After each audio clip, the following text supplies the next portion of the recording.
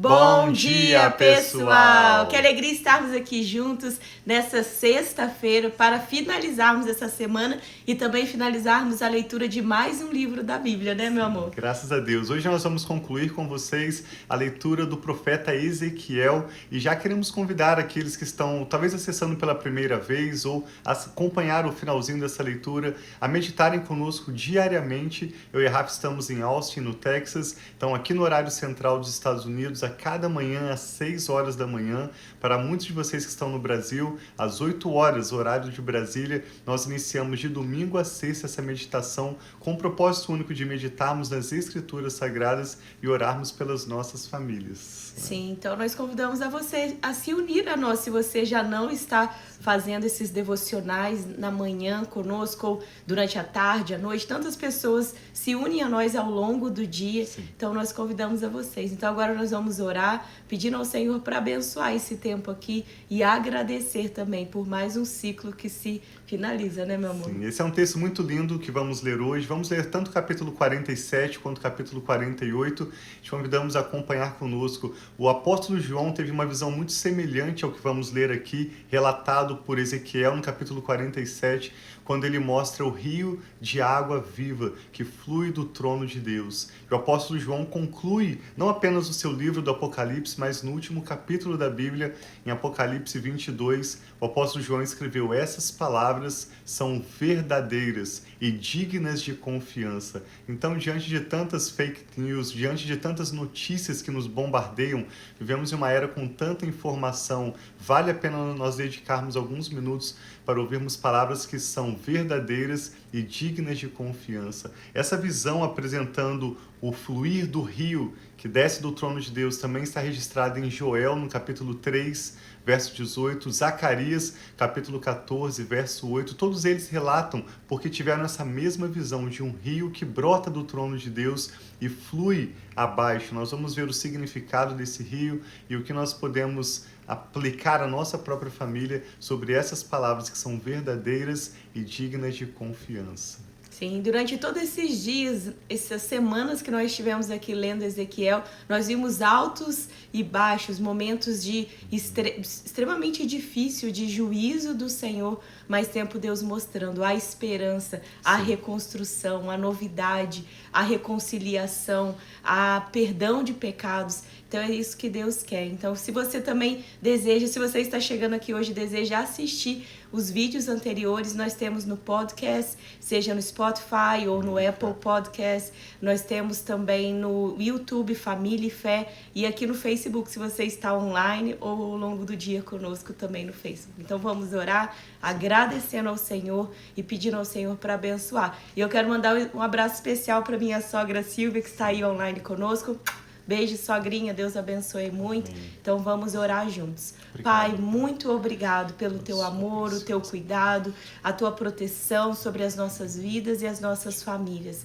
Nós sabemos que o Senhor é o Deus conosco, o Deus presente, que disse que nunca nos deixaria e nunca nos abandonaria. Então nós queremos diante de ti, Pai, o Todo-Poderoso, o soberano Senhor, como tantas vezes nós declaramos na leitura, Pai, de Ezequiel, pedindo, Senhor, toma esse tempo devocional diante do Senhor, falando conosco, abrindo os nossos olhos para ver, os nossos ouvidos para nós ouvirmos a tua palavra e dá-nos entendimento, Pai, um coração que tenha entendimento de quem o Senhor é, Pai, da tua força, do teu poder, da tua soberania. Então, muito obrigado por mais esse livro que nós concluímos e continue falando, Pai, ministrando, nos ensinando os teus caminhos. Nós te louvamos e agradecemos em nome de Jesus. Amém. Acompanhe conosco então Ezequiel capítulo 47, a visão do rio de águas vivas, rio que flui do trono de Deus, representando o mover do Espírito Santo através da igreja, trazendo cura e vida abundante. Eu estava pensando enquanto a Rafa orava, se Deus pode curar as nações, e de fato Ele pode, muito mais Ele pode curar você, que está hoje num leito de enfermidade, está passando um momento difícil na sua saúde. O nosso Deus é um Deus que cura, o seu nome é Jeová Rafá. Diz assim, Ezequiel 47, o homem levou-me de volta à entrada do templo e vi água saindo de debaixo da soleira do templo e indo para o leste. pois o templo estava voltado para o oriente. A água descia de debaixo do lado sul do templo ao sul do altar. Ele então me levou para fora pela porta norte e me fez dar uma volta pelo lado de fora até a porta externa que dá para o leste, e a água fluía para o lado sul. À medida que o homem foi para o lado leste com uma linha de medir na mão, mediu 1000 côvados e levou-me pela água que batia no tornozelo. Ele mediu mais 1000 côvados e levou-me pela água que chegava ao joelho. Mediu mais 1000 e levou-me pela água que batia na cintura.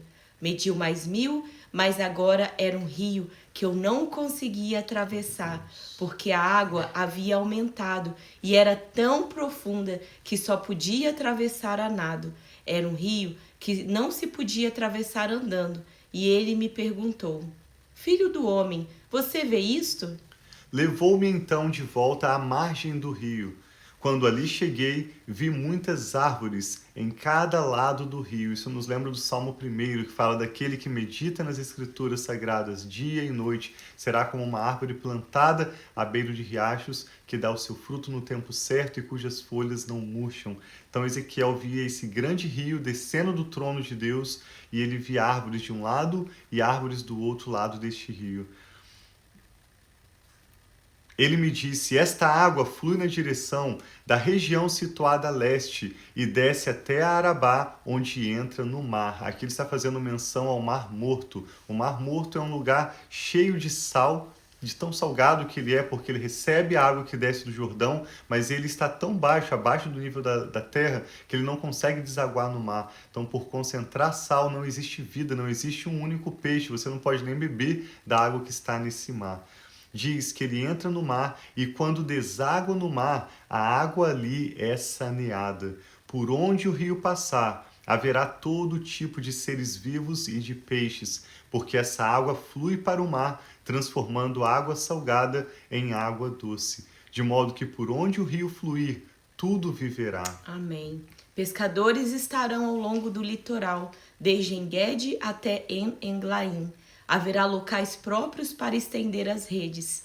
Os peixes serão numerosos e de muitos tipos, como os peixes do mar grande.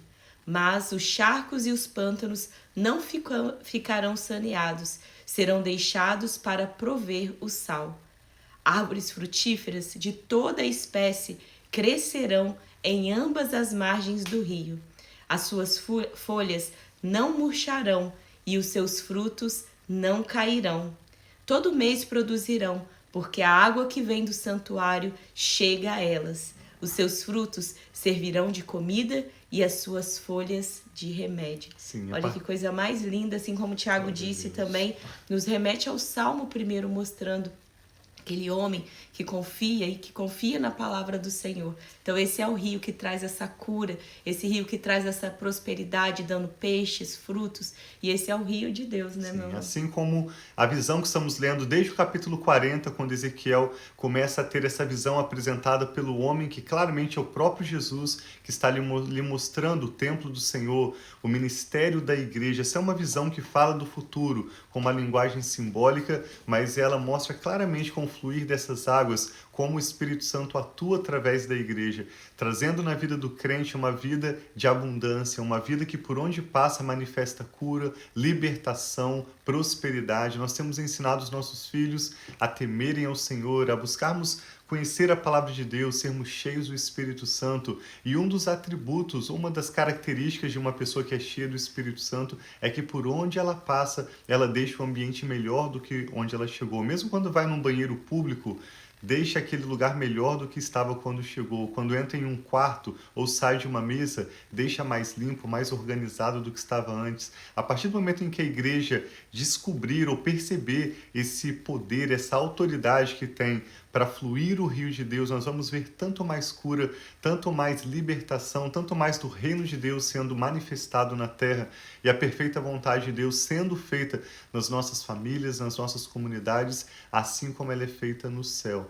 Esse rio também é relatado em Joel capítulo 3, Zacarias capítulo 14, e a Bíblia conclui em Apocalipse 22 com a mesma visão, quando João relata a visão que o anjo do Senhor lhe mostrou desse rio que flui do trono de Deus. Então essa visão acontece hoje através da igreja, mas ela certamente tem também uma manifestação futura ainda maior, que nós vamos ver com os nossos olhos, pois como o apóstolo João disse, essas palavras são verdadeiras e dignas de confiança. Nós vamos concluir a partir do capítulo 48, vamos pular para o capítulo 48 no verso 30. Nesse interim, Ezequiel vai detalhar mais algumas medidas e como aquela terra que ele viu seria distribuída entre as 12 tribos de Israel. E aqui diz assim no verso 30, essas serão, Ezequiel 48, 30, para nós concluirmos essa leitura. Essas serão as saídas ou as portas da cidade. Começando pelo lado norte, que tem 4.500 côvados de comprimento, as portas da cidade receberão os nomes das tribos de Israel. Mesmo a igreja sendo a união do povo de Israel com os gentios, formando um único corpo, como o apóstolo Paulo nos ensina, Romanos 10, Romanos 11, nós vamos ver que o nome de Israel vai ser identificado nas 12 portas, lembrando que essa salvação, esse agir de Deus começou a partir do povo de Israel, conforme a soberania e a escolha de Deus. Deus disse a Abraão, né, que todas as famílias da terra seriam abençoadas através da descendência dele. Amém. As 3 portas do lado norte serão a porta de Ruben, a porta de Judá e a porta de Levi. No lado leste, que tem 4.500 côvados de comprimento, haverá 3 portas: a porta de José, a porta de Benjamim e a porta de Dan. No lado sul, que tem 4.500 côvados de comprimento, haverá 3 portas: a porta de Simeão, a porta de Issacar e a porta de Zebulon. E no lado oeste, que tem 4.500 côvados de comprimento, haverá 3 portas: a porta de Gade, a porta de Azé e a porta de Naftali.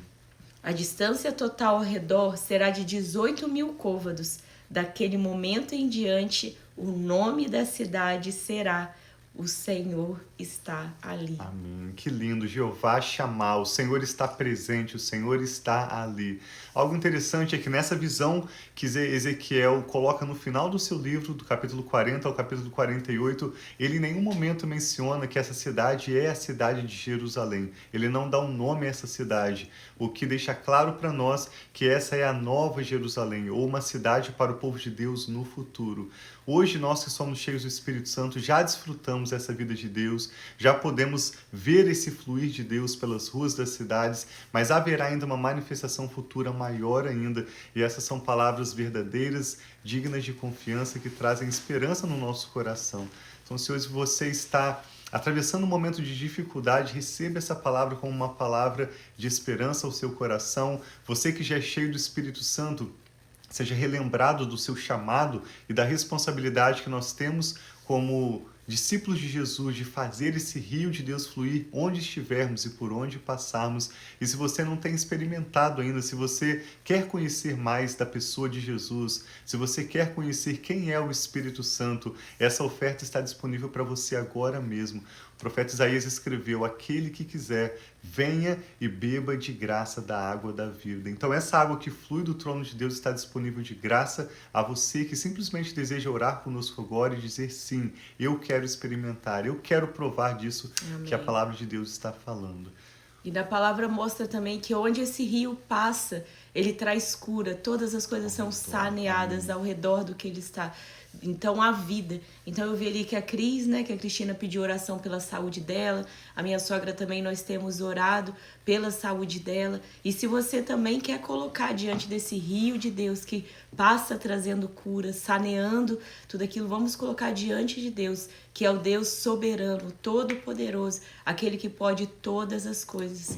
E nós cremos no cuidado, na proteção, na cura dele, como o Tiago disse, ele é Jeová Rafá, o Deus que cura. Ele curou no passado, ele continua curando, ele curará no futuro, porque ele é o mesmo que era, que é e que há de vir. Então nós cremos no Senhor. Sim, vamos orar, colocando diante de ti. Bom dia para todos vocês que estão conosco e estarão ao longo desse dia. Pai, nós queremos colocar diante de Ti, Pai, nossas vidas, nossos corações, a nossa confiança no Senhor, Pai. Porque nós sabemos que o Senhor é um Deus cuidadoso e amoroso que nos conhece, Pai. O Senhor conhece quando nós nos deitamos, quando nós nos levantamos. O Senhor sabe, Pai, os nossos pensamentos, sabe, Pai, tudo aquilo que tem passado em cada um dos nossos corações. E o Senhor é o Deus que sabe de todas as nossas necessidades. Então, eu quero colocar diante de Ti, Pai, enquanto nós finalizamos mais esse livro, que tantas palavras, tantos aprendizados, tantos ensinamentos a respeito do Senhor, e finalizando mostrando, Pai, sobre esse rio que flui do Teu trono, esse rio que traz vida, esse rio, Pai, que transforma águas salgadas em água doce, esse rio que tira, Pai, onde há morte e traz vida, traz frutas, traz peixes, traz prosperidade, traz, Pai, multiplicação. E é isso que eu te peço, Pai, sobre as nossas vidas, sobre as nossas famílias e sobre cada pessoa aqui que está colocando, Pai, seu pedido de oração. Em especial, Pai, eu quero colocar os pedidos por cura, Pai. Que as tuas águas, Pai, que o teu rio, Pai, flua sobre o corpo das minhas irmãs, Senhor, sobre os meus irmãos, sobre todos aqueles que precisam de cura, Pai. Aonde flui o teu rio, Pai, são saneados. Então saneia, Pai, todo tipo de enfermidade, que o Senhor mesmo toque, Pai, do alto da cabeça à ponta dos pés, cada uma dessas pessoas que tem colocado a sua saúde. E nós declaramos, Pai, cura em nome de Jesus.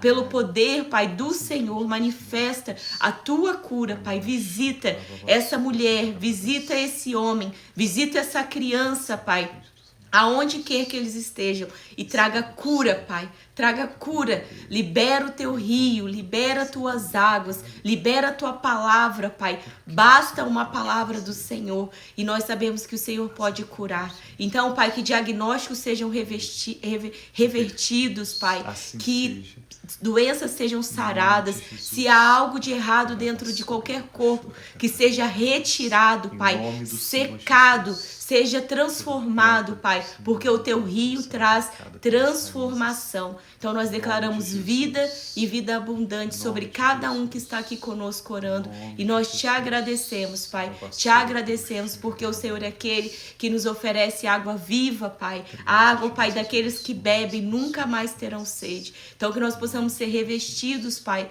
do teu Espírito, para nós irmos fortes, sabendo que o Senhor é por nós, e quem será contra nós? Não há, Pai, nada que vem contra nós, ainda que nós possamos passar por sofrimentos, até mesmo enfermidades, nós sabemos que o Senhor é acima e o Senhor é mais poderoso e mais forte, Pai, do que qualquer adversidade. Então nós te agradecemos, colocamos os nossos familiares, as nossas vidas, tudo aquilo que leva o nosso nome, Pai, tudo aquilo que pertence a nós diante de Ti, pedindo os livramentos do Senhor, pedindo o cuidado do Senhor, pedindo, Pai, que o Senhor afasta de nós toda imoralidade, todo homem mau, toda mulher, Pai, imoral, com maus, Senhor, intenções, que o Senhor afasta de nós toda a tentação, que o Senhor afasta de nós, Pai, todo o pecado, e que as nossas famílias possam viver os planos e os propósitos que o Senhor tem para nós. Nós te agradecemos e te louvamos em nome de Jesus.